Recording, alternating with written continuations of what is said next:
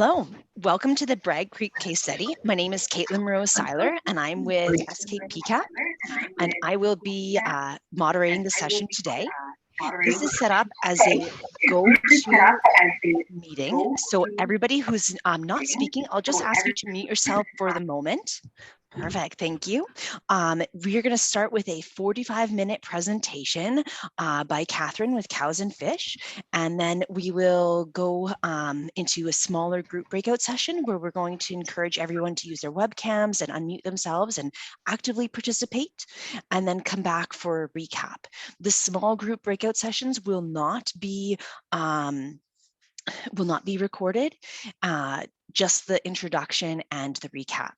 And so before we begin, I would like to just start with a poll just to get an idea of who's in the group with us. And we have 2 questions on the poll. So if you don't mind answering.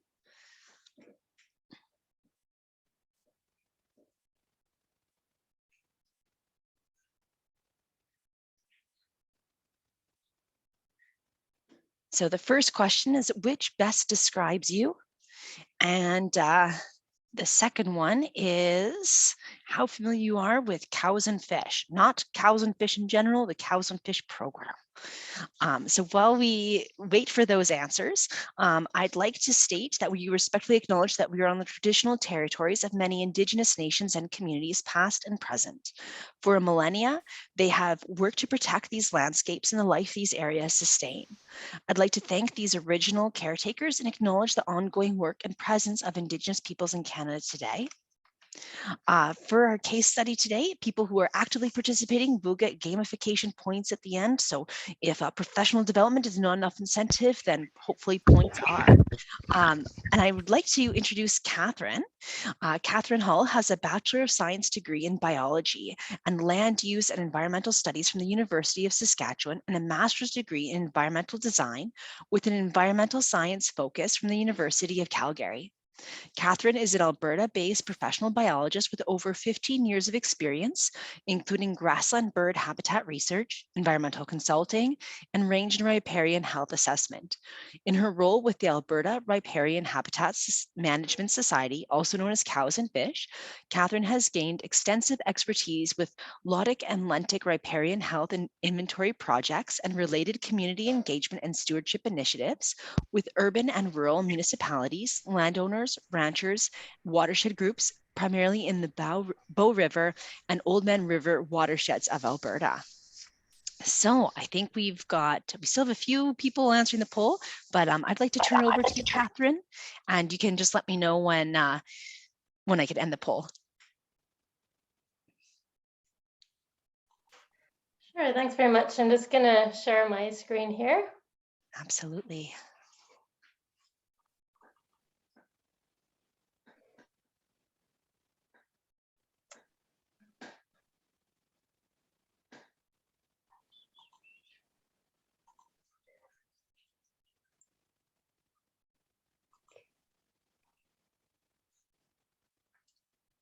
That's funny, it's not showing the file on here anymore. Just 1 second. Sure, take your time. It looks like we have about 65 people in our case study today, and about 2/3 of them have answered the question. So if you're just joining us right now, feel free to answer the poll. There's 2 questions there.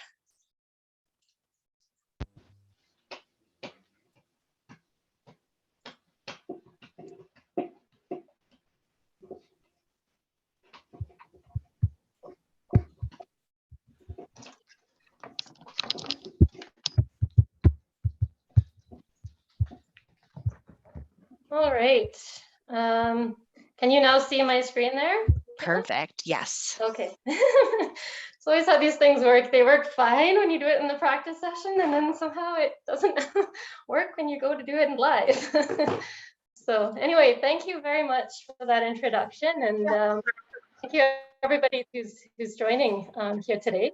So it looks like just from the polls that we just did, we've got a lot of sort of scientists in the crowd, a mix of scientists, environmental consultants, government folk as well. That looks to be sort of the mix here. Can you see show the results actually, Caitlin, for the second poll as well, for the second question? I can't seem to see that one. So Can you see it there? Or maybe if you can see it, you can just let us know what Okay. you're seeing. Yeah, it says almost 70% are somewhat familiar with the cows and fish. 11% are very familiar, and 22% have never heard of cows and fish, the program, not the actual species. Okay, that's great. That's really helpful, actually. Yeah, so again, I really appreciate the opportunity to be here today and presenting as part of the Native Prairie Restoration and Reclamation Workshop. And again, as Caitlin said, my name is Catherine, and I'm a riparian specialist with the Alberta Riparian Habitat Management Society, or more commonly known as Cows and Fish. For some reason, most people tend to remember that name a bit more easily. I'm not sure why. Anyway, but yeah, so that's good. It's good to know that there's about 70% of people who have heard of our organization before. But for the 22% of people who haven't heard of us, since we are based in Alberta, and I expect that we've got people joining from different places across Canada, in the beginning part of my presentation, I will give a bit more of an overview and a kind of a review of who we are and what we do, and a bit of a history of our program in Alberta.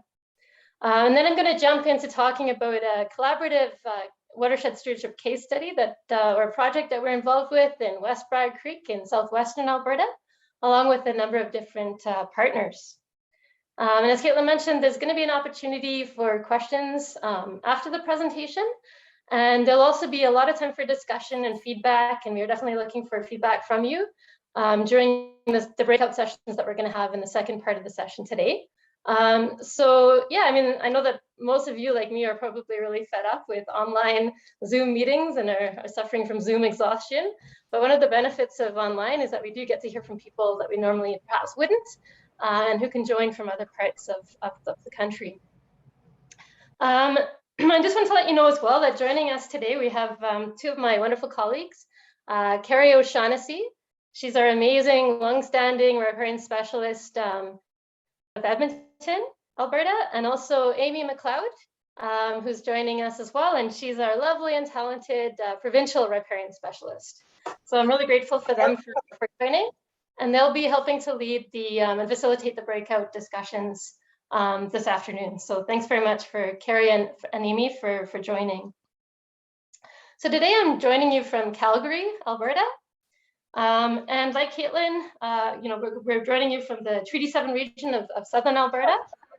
And Caitlin, I'd like to acknowledge that in the spirit of respect, reciprocity, and truth, we honor and acknowledge that we live on the traditional territories of the Blackfoot Confederacy, the Siksika, Kainai, and Piikani, the Tsuut'ina, the Stoney Nakoda, and Métis Nation Region 3. And as we have many people joining us, potentially from many other different traditional territories, like Caitlin said, please take a moment to acknowledge the many First Nations, Métis, and Inuit whose footsteps have marked these lands for centuries.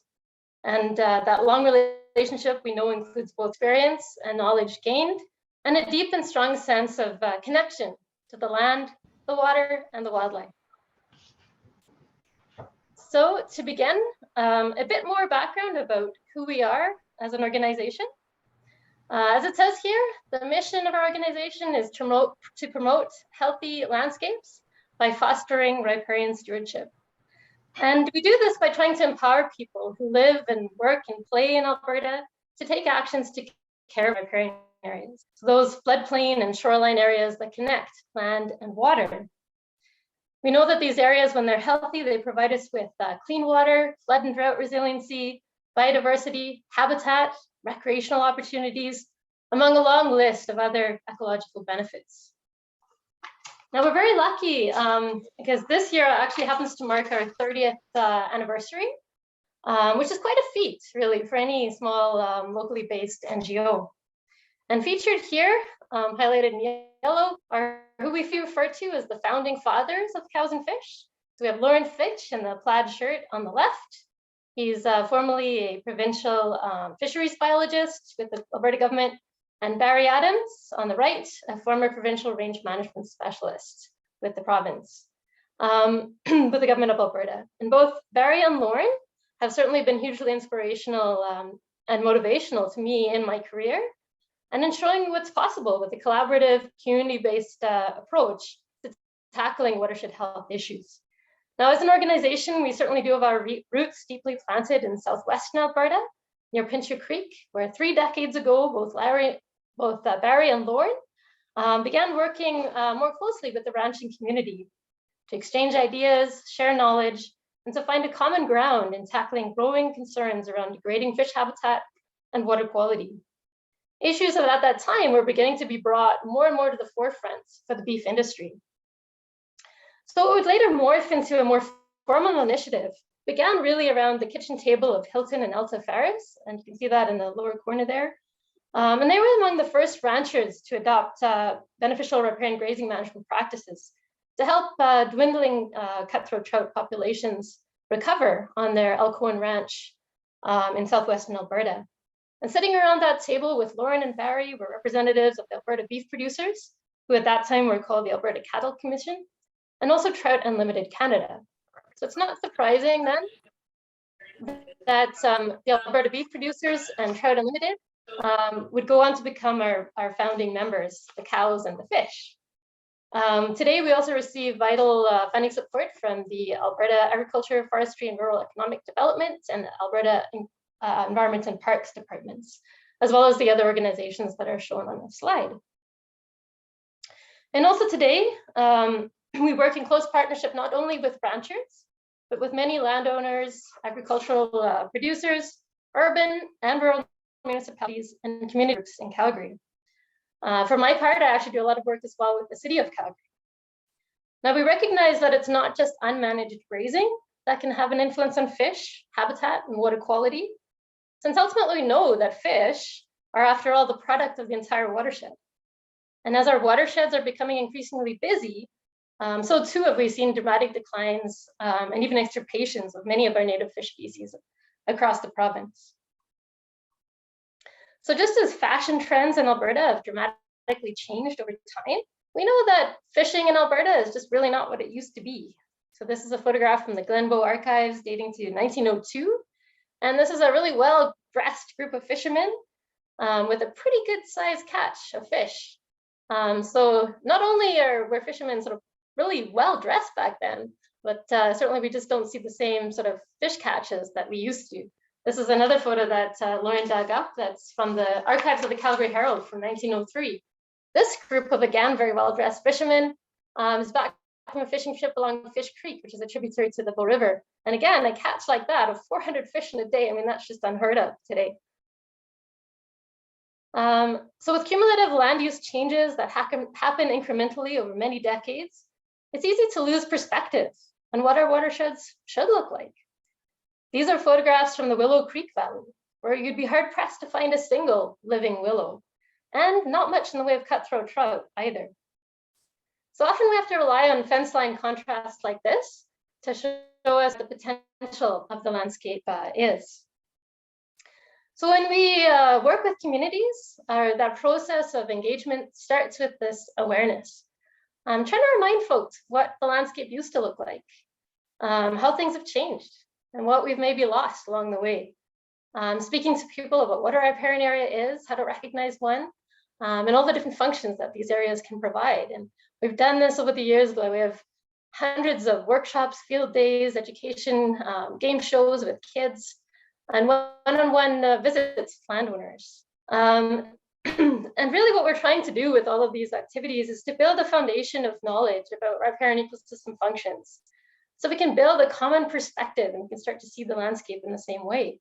And once we can get away from finger pointing and approach issues from a common understanding, we find that this helps to build a team of people who can work together to build the skills and the tools and the knowledge that they need to help make informed management choices.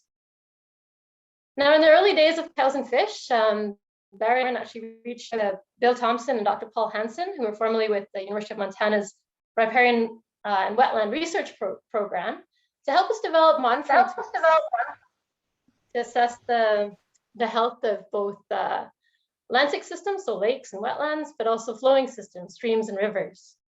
So, because we knew that at the beginning that we needed to find a way of understanding where we're at, and then also gauging progress over time to see how we're doing in terms of riparian health trends. And so since the beginning of our program, we've assessed over 3,000 sites. You can see all the sites that we've looked at by way of the little dots that are shown in this map.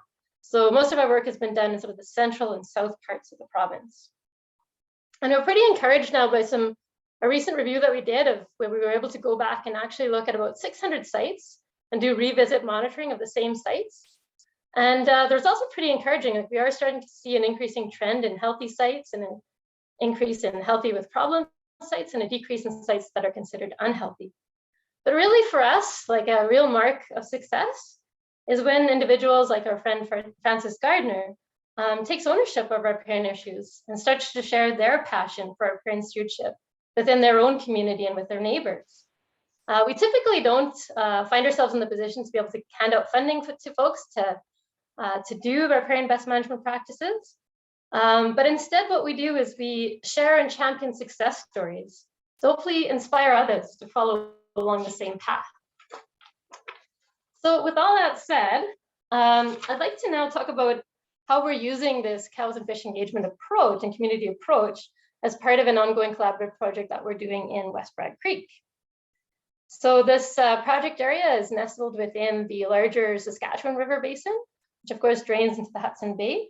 Locally, we're within the Elbow River Watershed, which is of course a really important source watershed for the city of Calgary water supply, but also for the water supply for many communities living downstream. This project site is located in the Montane Natural Subregion. So that's an area that experiences warm winters that are characterized by frequent Chinook winds. For anyone living in Alberta right now, we're definitely experiencing a very severe Chinook wind, very warm temperatures at the moment. And typically the precipitation in this area is highest in June. And our project is about 30 kilometers southwest of Calgary. From an administrative use perspective, the project area is located within the Kananaskis public land use zone.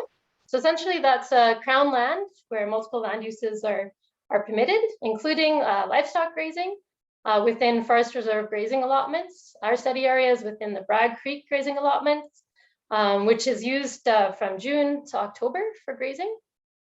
But we know that there's ongoing cumulative land use pressures from multiple land uses in this watershed. It's definitely a busy place where it's recreation, Indigenous traditional land uses, cattle grazing, petroleum extraction, and forestry, all of which have a combined cumulative impact on the landscape. And because this area is really literally on Calgary's doorstep, is an extremely popular destination for cross-country skiing, hiking, mountain biking, and equestrian use. We know that more than 293,000 users use the area in a year. And there's somewhere in the range of 170 kilometers of unmotorized trails that are out there in the landscape. And the trails currently are managed by the Bragg Creek Trails organization, who has a formal partnership agreement with the Alberta government. And actually what's happening right now is that there's public engagement and planning that's currently underway that's being led by Alberta Environment and Parks to update the West Bragg Creek Trails Master Plan. So that's another thing that's underway in this watershed. But we also know that this watershed is a very special place. It's a hotbed for biodiversity. We know it's home to many different wildlife and fish species, large and small mammals, upwards of 111 bird species. Now within our own little project area, brook trout, as you can see in this insert photo, are common immediately within our study area. But we do know that bull trout occur further downstream along Bragg Creek. And as such, Bragg Creek is designated as critical habitat for this threatened native trout species. So although bull trout were once widespread in Alberta, as you can see by the historical map on the left, their populations have declined and stayed low for decades. And in 2014, they were listed as a threatened species under the Alberta Wildlife Act. Another key signature on the landscape in West Bragg Creek is from active and historical beaver use. So this is an air photo taken within the study area just last fall, which is about 400 meters or so from the major West Bragg Creek staging area entry point. So more and more as riparian ecologists, we're coming to better appreciate, understand, and value beavers as a riparian ecosystem engineer, responsible for building and maintaining dam complexes that create wetlands, biodiversity hotspots, as well as increasing groundwater storage within the floodplain. So when it comes to wanting to maintain watershed integrity, health, and resilience, certainly we also like to view beavers as an important ally in this. Now, a key impetus for our current project was the recognition that although land use pressures have certainly substantially increased recently, the most recent baseline range and riparian health inventory for the area was done more than a decade ago. And in that intervening period, this landscape has certainly seen escalated forestry, recreational use, and major floods as well. So in 2019, Cows and Fish helped instigate a collaborative watershed project together with Bragg Creek Trails organization, the Elbow River Watershed Partnership, the Alberta Environment and Parks, and also the Rocky Forest Range Association, Mountain Forest Range Association, the local range allotment holders as well. And funding for this initiative was made possible through a Watershed Resiliency and Restoration Program grant, as well as an Eastern Slopes Project funding grant, both of which are administered by Alberta Environment and Parks. So I'd just like to acknowledge that this project is still in its beginning phases. Really what we've set out as objectives for this project are to build a collaborative project team with a shared understanding of what the concerns are in the watershed. Another objective was to conduct updated range and riparian health inventories so that we'd have a sort of a science-based means of informing us of what the current conditions are. And then another objective is to collaboratively identify and work on range and riparian best management practice and restoration projects in the area. So early on in this process, we did set up a number of different meetings. Unfortunately, a lot of them did have to be online because of COVID, but we also were able to do a number of field tours with the partners to get a sense of what the concerns are and to understand what the perspective of the landscape is, both from the perspective of the recreational users, so the Alberta Environment and Parks perspective, and also from the perspective of the range allotment holders in the area as well.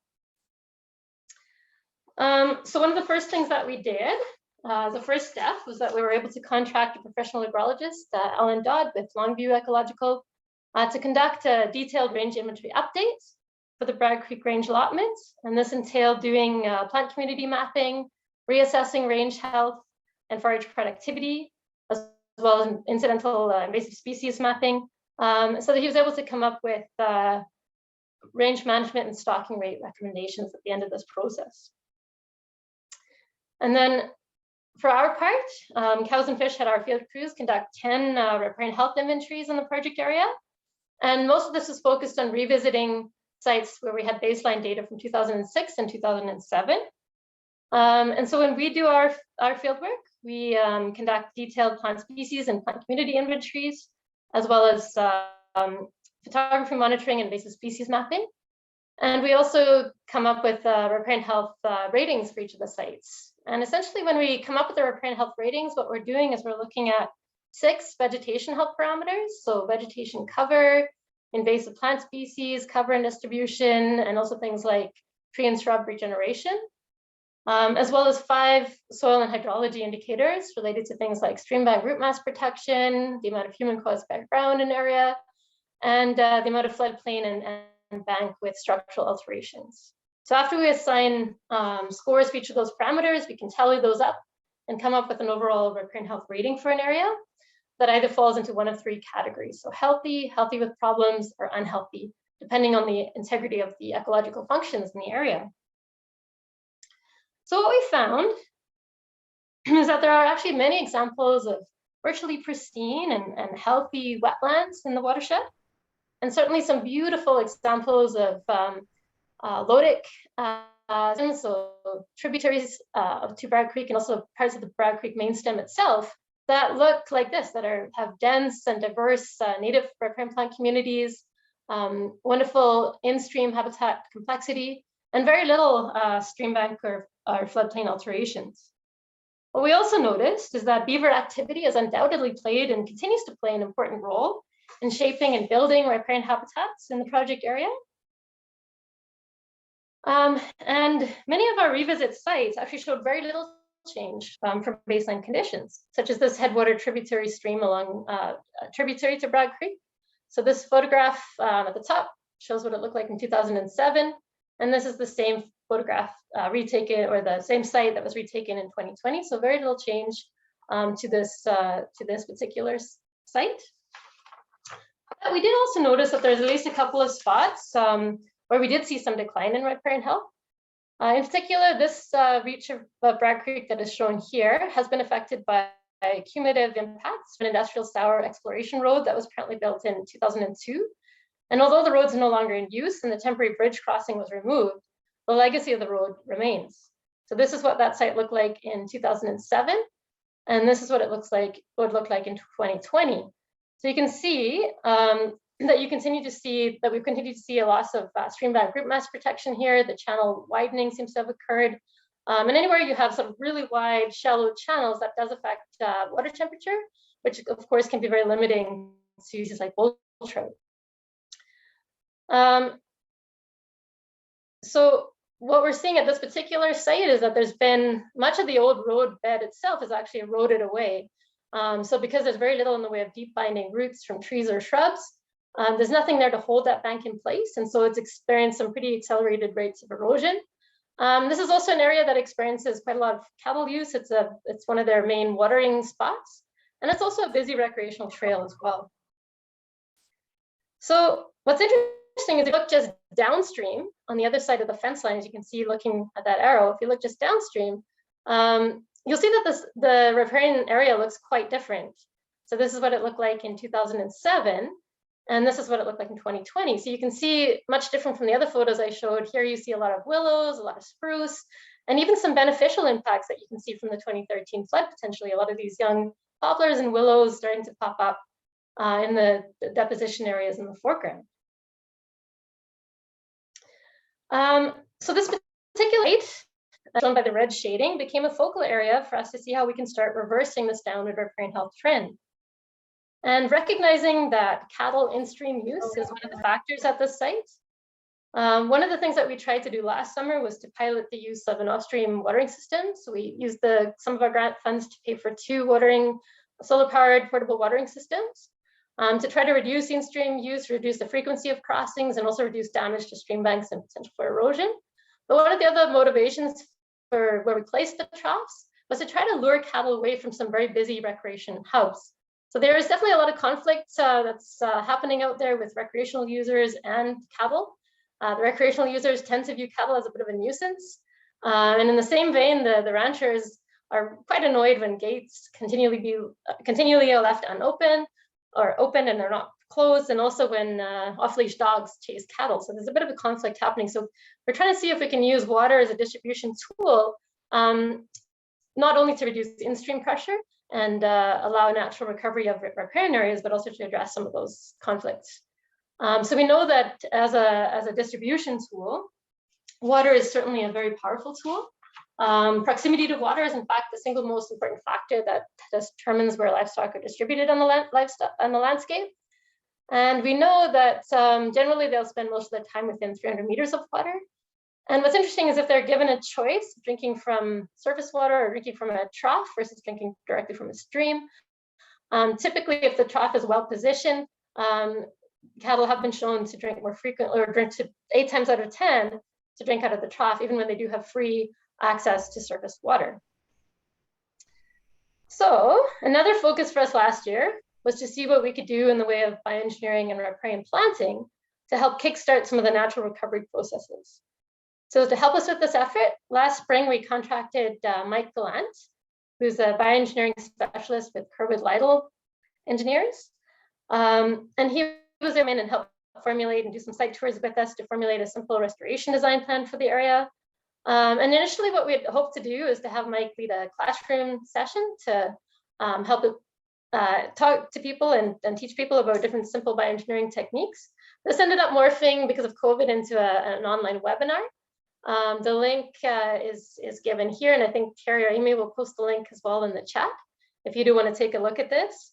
So in the webinar, Mike gives a bit of an introduction to bioengineering, what it is, how it can be used, some example of Alberta, And he also talks about some of the techniques that we tried to use at this particular site, and some considerations of things like plant stock handling and timing and other practices to have better success. So when it comes to looking at what we're ultimately wanting to do here is we're wanting to try to obviously enhance fish habitat and riparian health.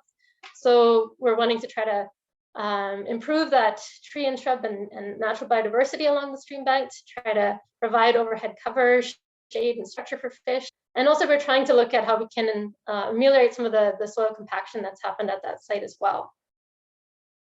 But just as important, for a lot of the work that we do with volunteers and with community groups, is this idea that's expressed really well by Robin Wall Kimmerer. The idea that restoring land without restoring relationship is really an empty exercise.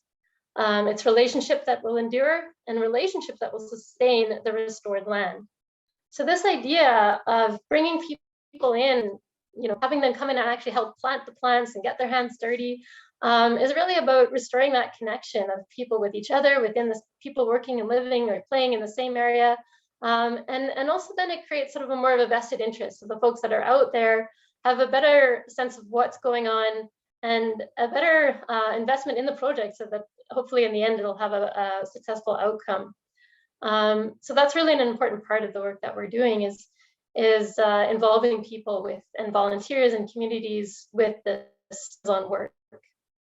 So before we could actually proceed with any of our work in the area, we did have to make sure that we had all the necessary regulatory approvals in place. And so we did have a restoration design plan that was drawn up by Mike that we were able to provide. And as part of the project, we did submit a request for review from the Department of Fisheries and Oceans, since we did want to do planting within the 30-meter riparian habitat buffer. And we also worked with our partners with Alberta Environment and Parks to get the necessary temporary field authorization forms filled out and to obtain the necessary approvals that we needed from the different disposition holders in the area.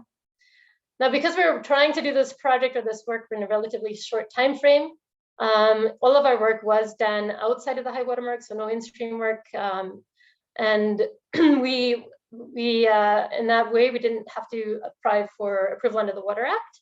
And we did also have to make sure that we avoided fording the creek with any large machinery. So this is just an aerial, so from a drone footage of what the south bank of the area that we're working on looked like. This is taken in May of last year. So you can see that there's a lot of bank slumping, accelerated erosion, and a lot of points where cattle are accessing the stream along here. Very little in the way of deeply rooted plants in that particular area. And this is, of course, the north bank. Again, we talked about there being accelerated erosion here. And we recognize that there's not really much that we can do without doing in-stream work, or work at least at the base of this cut slope, cut bank that you can see here, to curb or slow this erosion.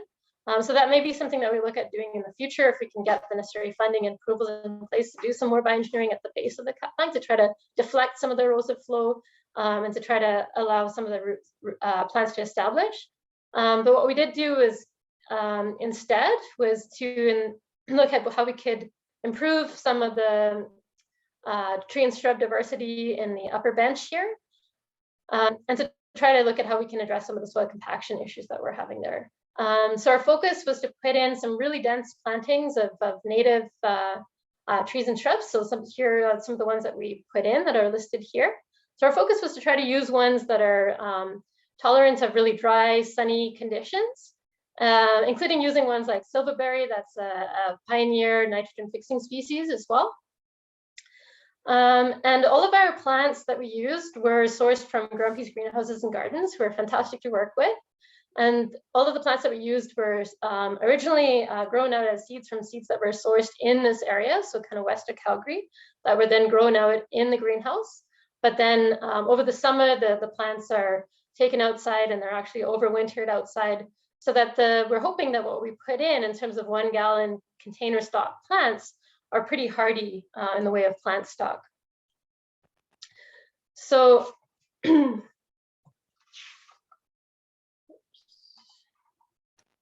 So initially we had thought of doing some soil decompaction with a larger machine like this, something like a dozer or a tractor that would be equipped with a plow blade or a ripping blade to kind of decompact the soil. But because of the restrictions around the bridges, where we could actually bring equipment in across a bridge, we had to go with a smaller machine that could fit across the bridge.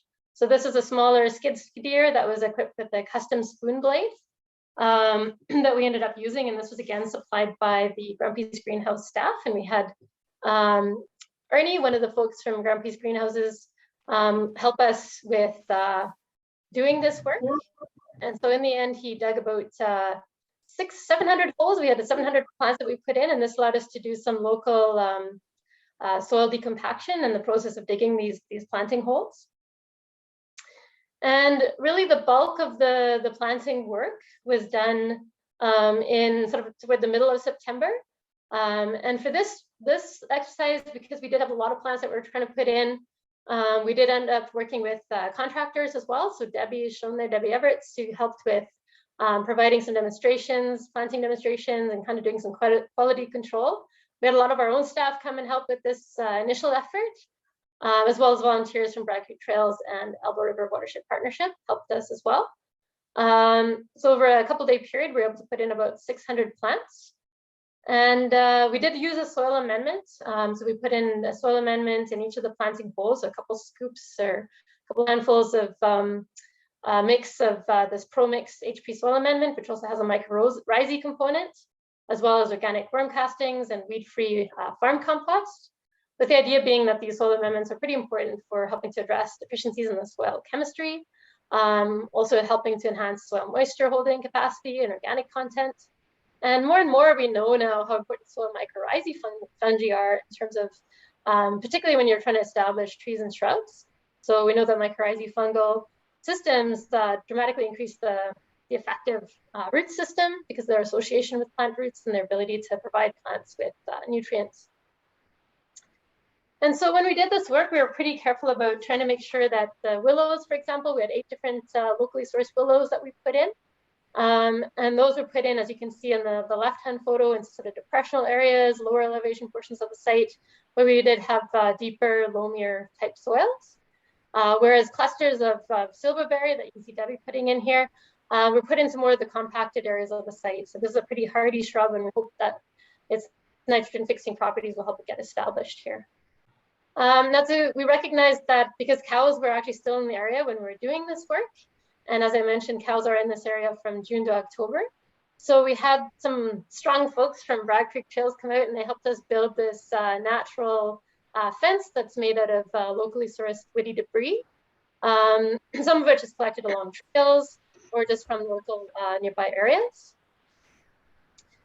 And we also had some locally sourced deciduous mulch that we brought in and put in around plants to help improve that soil moisture retention around each of the plantings. And then one of the other focal areas for us was to do some work on the south bank. So here what we did again was to use large woody debris to try to, at the top of the bank, so that we could restrict cattle access and try to encourage cattle to use some of the more sustainable areas to access the stream. So where there's more hard cobbles and gravels, and get them away from some of the more susceptible eroding banks. So we put in some large woody debris at the top, again, locally sourced. And then we had tried to pre-dig some planting holes. And then we harvested with volunteers. We were able to harvest some willow stakes from the area and then put in some of the live willow stakes the same day. So we harvested them in the morning and installed them in the afternoon. But before we did that, we did put in a acrylic sediment log at the base of that cut bank. And essentially what acrylic sediment log is it's comprised of seed-free aspen fiber. So the idea is that it filters out any sediment from any runoff that happens on this area. And so this is a photograph of the work that was done on that south bank piece. So you can see on the left-hand side there, the beginnings of a woody debris sort of natural fence structure that we're putting in to control cattle access. One of the constraints that we faced was that the actual volunteer day where we had a large group of volunteers come out was in the beginning of October, which as it turned out, the soils were already quite frozen at that time, so it made for really backbreaking work to try to pre-dig these holes with using sledgehammers and post bounders to get those rebar stakes into the ground. So I think if we did this again, we'd probably use some different techniques to put these willow stakes into the ground. Obviously, we did trim them. This is just kind of showing the early phases. And you can see that sediment log at the base there as well. And we did have Mike Gallant come out and help supervise a lot of these activities with the volunteers on October 8th. So in the end, I think we had about 20 people or so show up, and we did make sure that everybody was separated into smaller working groups when they actually were doing their work. And that everybody sort of had a chance, if they wanted to circulate between different activities that were happening. And in the end, though, we did have great weather for our event, so that's always helpful. Another key to success of any sort of event like this is a great caterer, which we had a fantastic caterer involved who provided warm, hot chili and fresh home-baked scones for the volunteers and fresh baked cookies. So that always helps put a smile on people's faces at the end of the day. And so here is just a photograph of sort of an aerial view of what this area looked like at the end of the day on that October 8th day. So you can see the woody debris that's used to make the sort of natural fence on the right-hand side there, and all of the different planting holes and some of the local sort of decompaction that was done to create a little micro depression that area. And then on the left-hand side, you can see the woody debris along the top of the bank, the Curlex log, and our first attempt at putting in some willow stakes along that bank as well. Obviously, there's more work needed there. And then we were thinking, and really thinking about sort of the next steps for this and what we want to see going forward, that I really think it's a time that we may need a little bit of help from a local watershed expert, watershed engineer expert to come and help us out to improve some of the conditions along here. And so we're hoping that, eventually this little guy, our friendly buck-toothed watershed engineer, will come in and give us a helping hand. So as I mentioned, we know that beavers are a notable presence already in the watershed, and we know that they've played a pretty major role in shaping the lush fen meadows in the area. And as you can see on the diagrams on the right-hand side, we know that beaver damming activities over time can eventually change the profile of stream systems from being narrow in size systems to being much more complex, multi-threaded channel systems with a high degree of floodplain connectivity. So essentially what beavers dams do is that they help to slow the flow of water by effectively creating speed bumps. Each of the dams has water that pools up behind it and also sediment that builds up behind it. And that sediment that builds up behind the dam eventually raises the profile of the valley floor, essentially. And this in turn helps to disperse that groundwater over a much wider area with much greater groundwater connectivity, which of course helps with stimulating and promoting riparian plant growth. So in view of all the different benefits that beavers have, Amy, who's on the call today as well, she helped put together this sign that we actually did put in the Bragg Creek area that talks about the benefits of beavers for water quality, water temperature, biodiversity, and also for flood, fire, and drought resilience. So we actually put this sign in overlooking this major beaver dam that I talked about before. That's just literally a couple hundred meters away from the major staging in West Bragg. So the sign was put in right there. And until now, most visitors to the area have really been quite intrigued with beavers. You'll see people stopping here all the time to look at the beavers, especially kids. They're quite intrigued and fascinated with beavers. But that was until the beavers started building some of these little check dams downstream from the major dam. And as you can see in this photograph, these little check dams are now threatening to flood the adjacent major artery that leads into the trail network just west of the parking lot. So we'll see how long this congenial relationship will endure. Certainly it's not unexpected that beavers do this sort of thing. We know that many people view beavers simply as a pest and nothing more, because we do know that beavers absolutely can cause trouble across the landscape. Beaver dams can absolutely cause all sorts of havoc when they flood roads, take down our valuable trees, plug culverts. And traditionally, our response to this pesky nuisance has been pretty heavy-handed. So guns, dynamite, backhoes, and in some provinces, there continue to be beaver bounties in place to rid us of this menacing creature. But when we think about how we manage beavers and how we look at beavers on our landscapes, and particularly in view of the threats that we now face with climate change becoming much more of a reality each day, you know, what we've tried to do over the past few years in collaboration with some other partners is to try to talk more and more to people about having a bit of a broader perspective on beavers in the landscape and some of the benefits that they can provide. This is actually a poster of a workshop that's going to be happening tomorrow. It's a little plug for Carrie. Carrie O'Shaughnessy is going to be leading this workshop. It's a webinar, so anybody can sign up. And it's an example of one of the Beavers in Our Landscape workshops that we've been hosting recently in collaboration with Mustaki Institute, where we talk about beaver ecology, some of the challenges and issues of living with beavers, and some of the alternative coexistence options that do exist for trying to manage beaver activities on the landscape so that we can benefit from them being there, but still able to get about and get away or try to mitigate some of the flooding and using a less heavy-handed approach. And I'm sure that Carrie will be more than happy to talk to everybody or anyone who's interested about this some more. And so currently, actually, Carrie is now, we've gotten Carrie involved as well with our project, and she's working with our West Bragg Creek project partners to discuss beaver coexistence options with them too. So this includes simple techniques like tree wrapping, and also, trying to find ways to mitigate some of the potential for flooding along the main road. So I showed you those pictures of those little check dams that are threatening this this road, and this work was actually just done last winter, where they went in and actually raised this road as a way of trying to prevent some of the flooding from happening. And then going forward, we're also going to be looking at how we can explore other coexistence options. So this includes the use of things like pond levelers.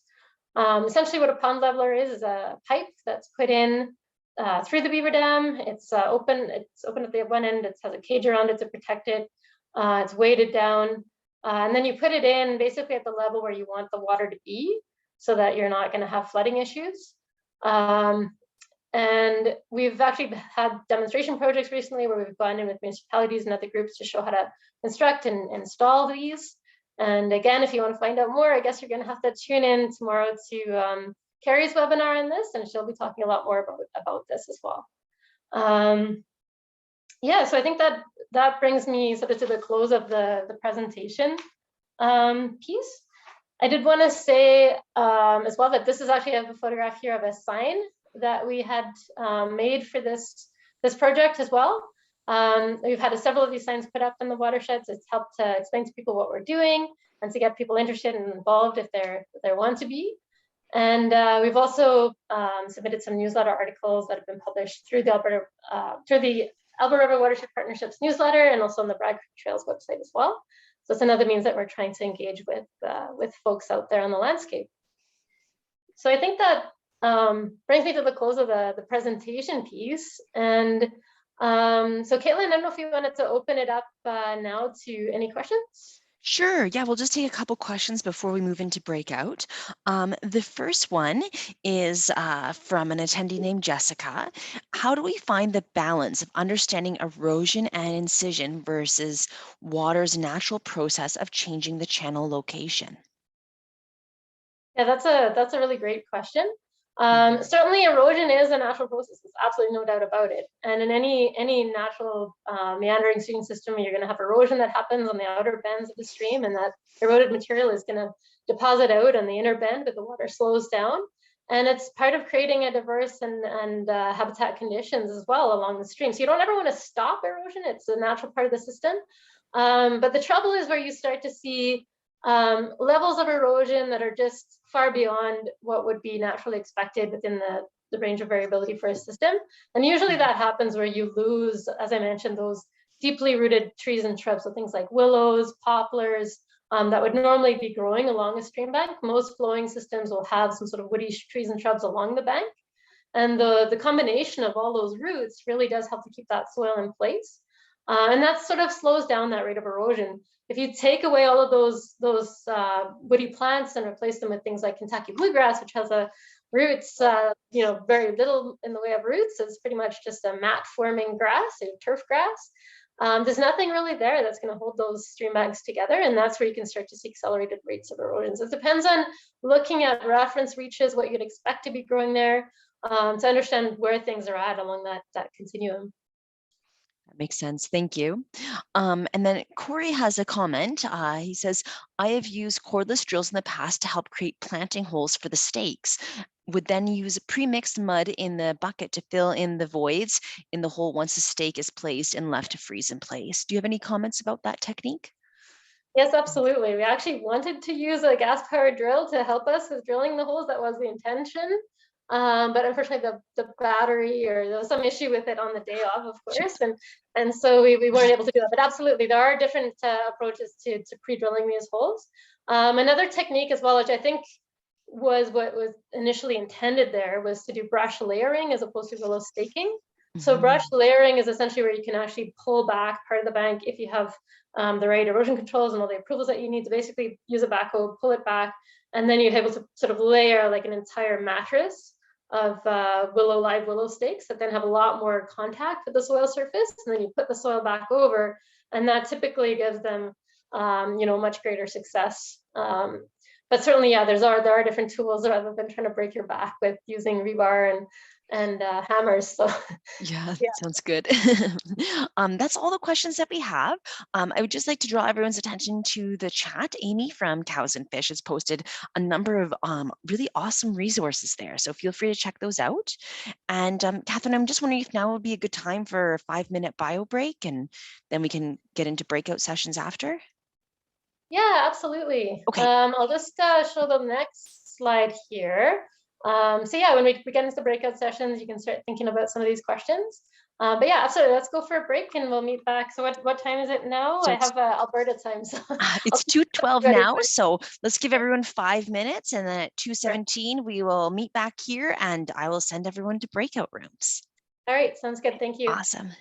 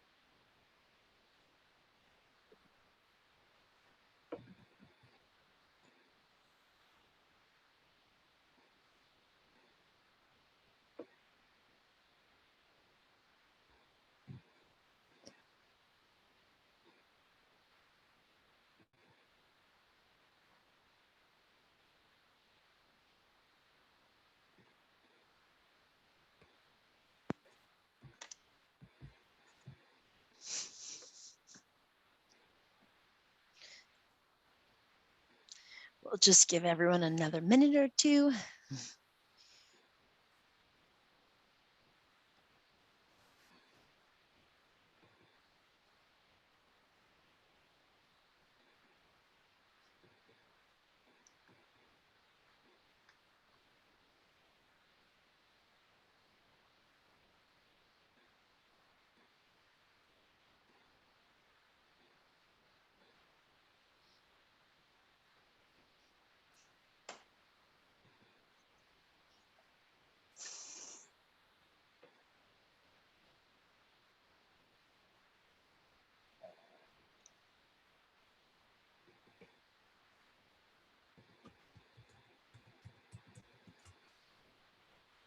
To have some habitat compensation dollars that were actually put into putting in a bioengineering demonstration and education project. So I just put that link into the chat box. It's a great starting place as well about getting more technical information and resources about different bioengineering techniques. And in this case, they're doing some pretty extensive monitoring as well to see which techniques are working, and then looking at some of the adaptive management practices that are being recommended along the way, as well as some innovative ideas about solar irrigation systems that have been put in and other things like that. And even looking at ways that you can retrofit existing riprap. So that's one of the things that's come out of that as well. So there's, we're certainly not within our own staff and agency, the experts necessarily on engineering. There are definitely experts on there, but that's why with this project, we did try to partner with somebody who had those expertise that could be brought to the table. And I know that other groups like the Ghost Watershed Alliance have partnered in the past with Dave Polster, who's based out of British Columbia, who's a longstanding bioengineering specialist as well. And again, trying to have that classroom workshop component and then the outdoor piece as well. And I know that Dave Polster has done workshops as well. I remember doing one, I think it was in Saskatchewan with him as well. But so I think he has worked in other provinces as well. So there's certainly opportunity to try to talk with, I think, the bioengineering profession to see how we can share this information and create some other demonstration projects, within other areas. And I see that as a way of moving forward. So the idea of these demonstration projects to see what works within your local conditions, I think is a good one. Yeah, so that was, did I miss anything there, Amy? I think, did you have any other specific? No, one thing I realized I forgot to mention is we did briefly touch on that idea of like volunteer base. And there was a couple suggestions that I think that maybe we haven't engaged with as much, but if we think of this as habitat restoration in general, or plant restoration in general, then there might be more opportunity to engage groups like birding groups or wildlife focused groups or gardening clubs. And the gardening clubs one I thought was really interesting because I thought, well, those are folks that are really good at digging around in the dirt and nurturing plants. So that to me seemed like a really great fit. Yeah, no, absolutely. Does anybody else? So I think, Caitlin, were you in one of the other groups as well? I hopped between rooms 1 and 2, and they each had their own note takers, so that was great. I think the first one was Heather Pete Ham. I don't know if Heather's on the line right now. I took notes. I'm here, and we had, and there's Brandis. Great. Okay, perfect. Sorry, Brandis, go ahead. So we thought this project was really innovative and ambitious, and we appreciated the work that went into it. We were all very interested to see where it goes, and a few of us mentioned how we'd definitely utilize this project in the future and suggest it to other groups as well. We, like the other groups, we found that we thought that the integration of people and relationship building into the project was very valuable. We could tell that you put a lot of thought into it and definitely can see the value in that. People start to care more if they're involved and become educated. And we also thought that the addition of signage to the site was also very valuable for people to see what role they play, or what role the beavers play in the ecosystem, because beavers are often villainized, as we heard earlier today. Hard to talk about what improvements could be made, because it seems like a super awesome project. but we thought maybe including photos of the site before the restoration could be put up so folks can see where it came from, and then kind of going through the years, like how it has improved over the years. And like other groups, or we thought that this project was kind of relevant for people in the group as well. It sparked a lot of conversations around what other people in the group have done. We shared with some of the group members who were new to this, some of the methods that other group members had put in place in their own agencies. And I guess we had one question in terms of diverting cattle away from the erosion prone locations. Was this successful? Or do you know at this point if it was successful? Yeah, so I think this is something, like I said, this project was just done in October. So we're still, okay, right. This piece is still yet to be figured out. And we are definitely going to be monitoring the site and doing some additional maintenance at the site in the spring and over the summer. And that's going to include actually looking at the watering systems that were put out there. So we want to kind of have a debrief with the different project partners and see how that went, and look at, you know, we're thinking about getting at least one other unit potentially to put out there.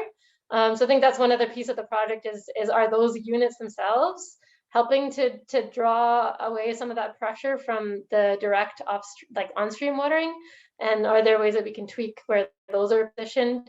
And then, yeah, I think we will need to look at, because I know over the winter there's been some subsidence and having to kind of repair some of that natural woody fencing that we put up. But I imagine that we'll keep it up there for at least a couple of seasons until the plants do start to get more established, if not a bit longer. We'll have to see. And then, yeah, but yeah, we don't know yet.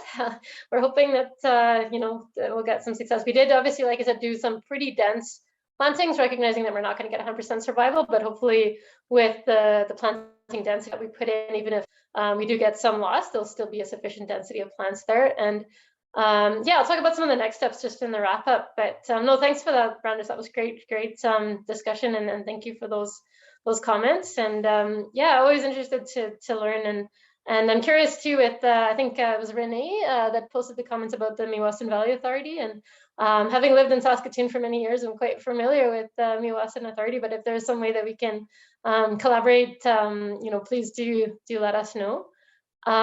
Yes. So I think maybe one other group as well, aside from my group.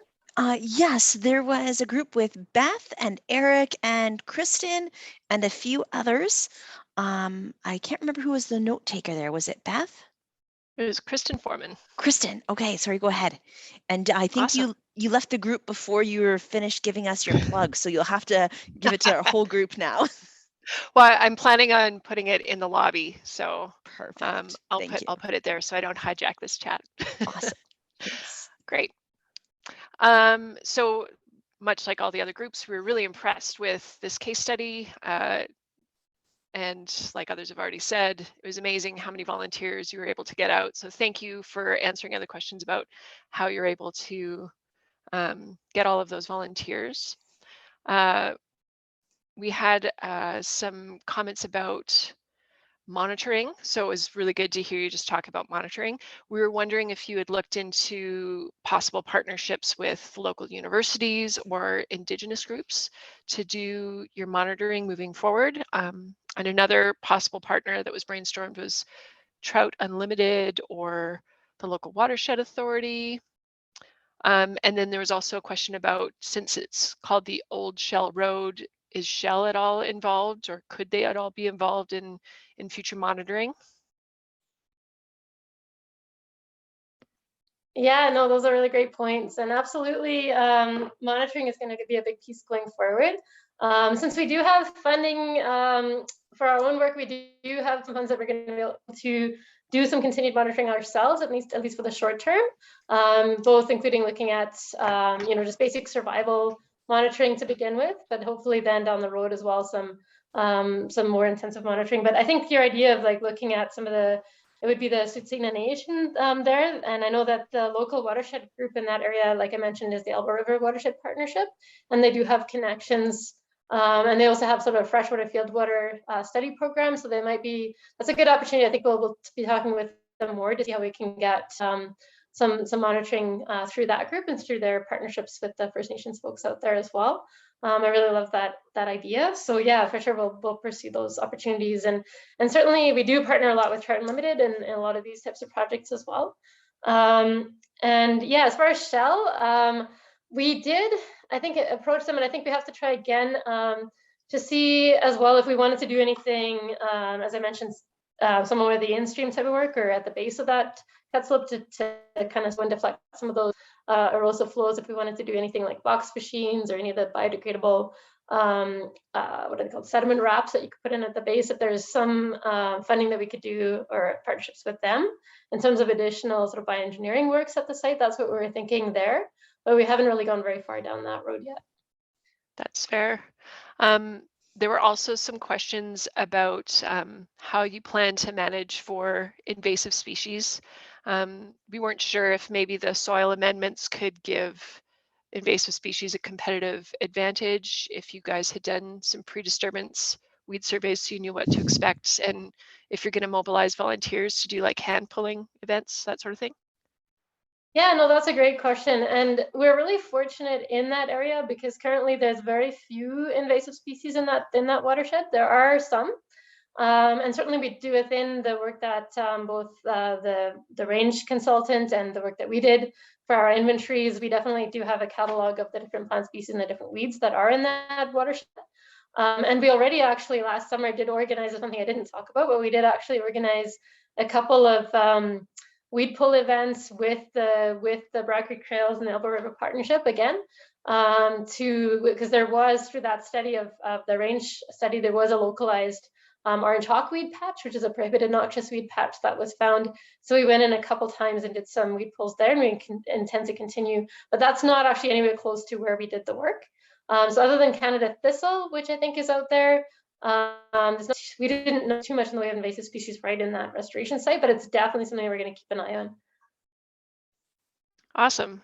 And then there was also a question about how you plan to protect your new plants from beaver, since they probably don't care as much about the large woody debris that you've put out. Yeah, I mean, the good thing is in that watershed, there's no shortage of preferred woodies for beavers. So they really like to go after the willows, the poplar, the aspen, and there's definitely no shortage of those trees out there. So in fact, the species that we put in are typically, preferred necessarily. So some of the, whether it's rose or silverberry or some of those other shrubs, are not typically the preferred ones. They typically, and they'd like to go after the bigger willows and the bigger materials out there. So I don't think it's, because it's in an area, like I think that beaver herbivory is a problem where there's very few woodies around. So in urban centers, it can be a problem where they look at your bioengineering project. We've had that happen along West Nose Creek in Calgary, where we've gone in and done some willow staking, and then the willows say, ooh, the beavers say, ooh, look, it's a willow buffet, and then that day all the willows are gone. So that certainly has happened because in the West Nose Creek watershed, there's basically nothing in the way of other preferred woodies, or very few woodies in that watershed. So yeah, no, I think in this case we were lucky because I'm very skeptical that they will target our little plants that we put in, given the abundance of other forage available to them.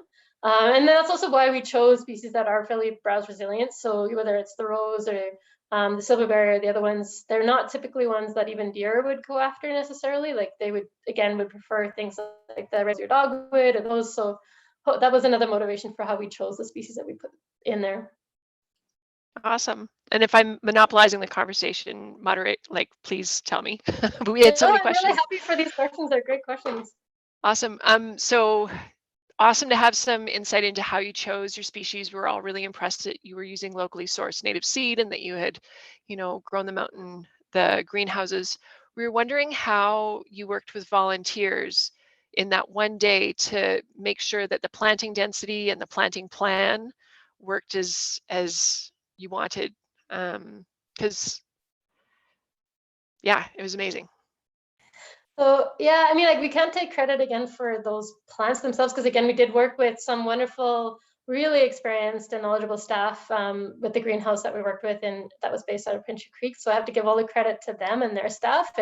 And so the plants, that they have had really good success with locally harvesting seed and growing it out and making sure it's weatherized by growing it outside, and especially over the winter.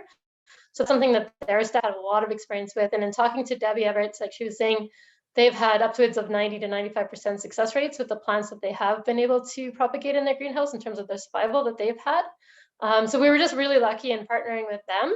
And so, like I mentioned, for the planting piece, because we were putting in so many, we did have her and her staff out there to help us with the bulk of the plantings. And also a lot of our staff as well were involved with those first couple days in September. So we did get the bulk of the planting done with contractors and staff. And again, having her there and ourselves in kind of making sure that the plants were positioned correctly. It is definitely true that if you have a whole bunch of volunteers, that if you don't have enough people that are overseeing things, that things tend to happen pretty quickly. And we did make sure that on the day that we did have the 20 or 25 people come out, we did make sure that we had, like I mentioned, we broke them down into smaller work groups, and we made sure that we had one person assigned to making sure that each work group kind of knew what they were doing and overseeing different tasks that were being done to the best of our ability, obviously. So we tried to do that as best we could. But yeah, so having a lot of people helping coordinate efforts is very helpful. Awesome. Some people were wondering, are there plans to get permits to the DFO on future projects so that you have the ability to do that in-stream work? Yeah, so I can talk about that in the next steps when I wrap up the discussion in terms of what we're planning to do. I think those types of approvals I think in Alberta, Amy can comment more, but if you are doing in-stream works or works below that high water mark, it can take upwards of 6 months to a year, as far as I understand, to get approvals. Is that right, Amy? For that, yeah, I think she's nodding. Yeah, so it's a much longer process, and certainly there you would need to have professional involvement with whatever techniques you are doing, because again, anything in stream you do are at a higher risk factor as well, because if it does fail, you don't want to, as Amy said, you want to make sure that the rule of thumb is no harm. So if you're going to do anything, if it does fail, you want to make sure you're not doing any more harm. And so yeah, that is something we'll look into in the future. Were there any other questions or other groups? Was it just my group or? I think just your group. Oh, okay. Yeah, so we had a great group as well. And is there anybody actually from our group who would actually talk about this? But is there anybody else who wants to volunteer to kind of sum up what we talked about? Or otherwise, I'm happy to do it. Nothing, I guess I'll go ahead. Yeah, so we had about 9 people in our group and some representatives as well from Parks Canada and Prince Albert National Park, Agriculture and Agri-Food Canada, as well as the Manitoba Habitat Heritage Shelter Belt Program, and some others. And it was a great discussion. So lots of people working out of Manitoba, Saskatchewan, different places in Alberta. So a pretty diverse group. And it sounds like everybody was sort of just interested in the project and kind of thinking about how they could look at it in their own context. I know one of the ladies was interested in potentially looking at doing some wetland restoration projects near Regina. So certainly Carrie, I think, would be as our wetland specialist as well. So in terms of wetland restoration, but I did suggest as well reaching out to Ducks Unlimited, of course, on those types of projects. But yeah, again, we just talked about just generally what everybody's interests where they lie and how they, what brought them here today. Yeah. So anything more to add there, Caitlin, or should I can share my screen again and I'll see if this works. Yeah, I don't think we have any other questions coming in right now. So I think you're welcome to share your screen again. Okay, I'll just open that up again and then see if we can get it to work. There we go. I'm just gonna go right down to the